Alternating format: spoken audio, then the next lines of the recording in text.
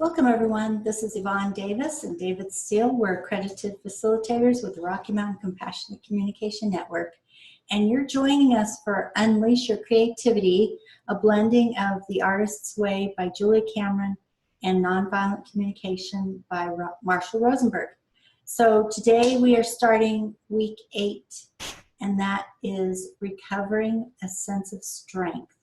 So the question is, why did Julia Cameron choose to put strength at this point in the book?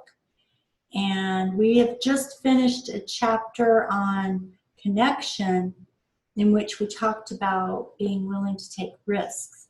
So we also, in conjunction with that, talked about what it's like to feel fear and anxiety, and to really push yourself to your limits. That's risky. So I think I'm going to guess that she put strength at this point, because if we're getting to the point where we are starting to push ourselves up to the edge of where we feel not so comfortable, those feelings of fear and anxiety are going to come up. And I think that's why we need strength now. What do you have to say about that? Well, I have a question for you. Mm-hmm.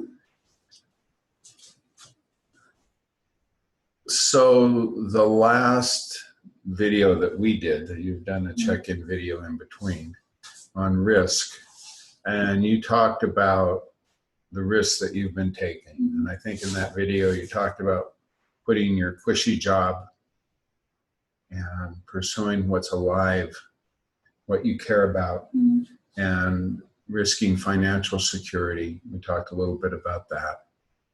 Because I remember I talked a little bit about emotional risk, and then we kind of morphed into talking about risk to our surroundings, to our well-being, to our financial security. So I have a question for you. I said that. I'm being redundant and saying the same thing over and over again. What enables you to get up every day and face what you've got to do? Why don't you just give up? What is it? Well, I've actually thought about that because especially in terms of taking risks. I even talked in one of my videos about a little bit of fear of going down into the basement to do my laundry because I hadn't been down there in this new building. And I thought, well, not having clean underwear would be even more scary. So when I think about what I have to do every day, I think that's part of what continues to drive me, is not just passion, something I'm passionate about, but also, the consequences. And one of the things that Don Juan talks about is death as the advisor. And that becomes more real to us as we get older, or if we experience the death of someone close to us. Our mortality becomes more real to us, and we realize that, if we don't do this thing that we want to do, we might never get a chance. We're not going to live forever. So I think those are some of the things that get me out of bed and doing what I need to do. So how does that give you energy? Like, we think of strength, we think of a pillar that can hold something up. Or when there's adversity, someone that can be calm or meet an energy that's coming at them with an energy that's implacable or steadfast. So talk a little bit about how that lives in your body, how that death as the advisor gives you energy to be. Yeah. Well, I think that strong emotions can work really well. So if you are passionate about something, that can drive you, but also fear can drive you, and so can anger. And I think that's partly why connection came first, is because a lot of us have blocked off the flow of that emotional energy. We've disconnected from ourselves. We've dissociated from those parts of ourselves because they're so powerful. That can be really scary. That's where our power lies. So we gain strength from connection. Yeah. Connection gives us strength. So if connection gives us strength,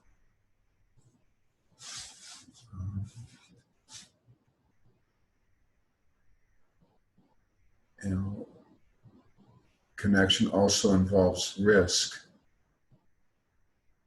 There's a vulnerability there. And yet somehow it fills us with an exuberance, with an energy that we can, so we can get out of bed and do. Mm-hmm. And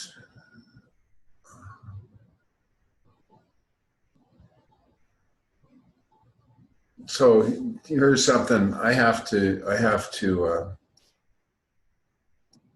get up tomorrow morning. It's a Saturday around 8 o'clock and be in, maybe I got to get up earlier than that, but I have to be in Colorado Springs by 11. And I am going to be up kind of working late tonight. So if 7 o'clock rolled around and I just had to get up because it was good for me, even if I felt tired, I wouldn't do it. I'd doze back off. But since I know that people are depending on me, I will be able to override that inertia and get out of bed and for 5 minutes, and then I'll feel great and I'll be glad I got up. But without that, knowing that other people are dependent on me and that sense of connection to them and what they care about and how I contribute to that, I wouldn't have the strength to get out of bed. Yeah. Yeah, I definitely think that our connection with others is very powerful in that sense. But I also think connection with oneself, because you have someplace you need to be tomorrow, but I don't. But I'm still going to get out of bed and do the things that I need to do. Some of them I know, other people are, in a sense, counting on me. Like with MFA, I have some work that I need to get done tomorrow. So I know that there is someone out there who's waiting to see that. But then there are other things that nobody even knows that I'm going to do tomorrow, and for all I know, I have no idea if anyone will ever even see it.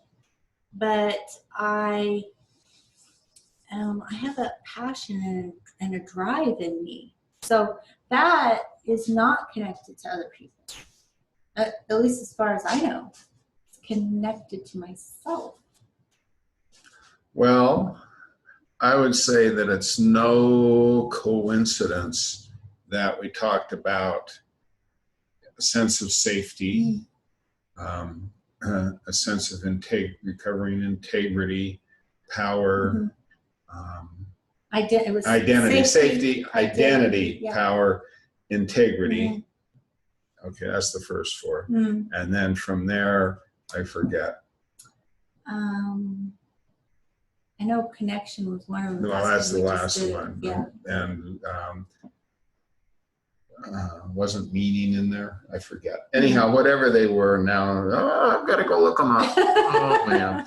I should have rehearsed. But anyhow, I think that there's no coincidence that we don't talk about strength until we have self-connection.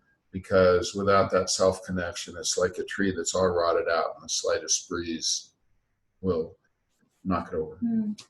Whereas if we have that strong self-connection, then our connection with others, which is going to be full of surprises. You never know how someone's going to react to something you do. And sometimes those reactions are very intense. And so, and sometimes they bring disappointment. Sometimes they're exuberant and loving. But without that inner strength, that inner sense of connection, you'd be whipped around and feel victimized. You'd be in that external locus of control rather than the internal. So I totally agree that you got to have the internal locus first before you can have strength. Yes. So I think it kind of blossoms out of, what came in week 7 about connection and being willing to take risks, and all of that definitely got me in connection. Oh, abundance. Oh, yes. We had abundance yes. before we had connection. Mm-hmm. Strength is everywhere. Mm-hmm. You can find it in the smallest things, like a smile from someone walking down the street. I didn't mean to cut you off. So I think that's probably a good place to stop. And we can talk more because we've still got plenty of videos to go in this week, and we will talk plenty more about strength this week. Anything else you want to add? There's something about strength and steadfast that go together. But it's a mystery. Tune in. I'm complete. Okay. In that case, we will see you tomorrow. Are you going to ring the bell? Oh, yes. Oh, I reminded you. Got me that time. All righty. So please subscribe to this channel if you haven't already, and ring the bell for notifications. Click like on this video. Share on your social media with your friends and family. And if you have any comments or questions, please put them in the comment box below this video. Thank you, and we will see you tomorrow.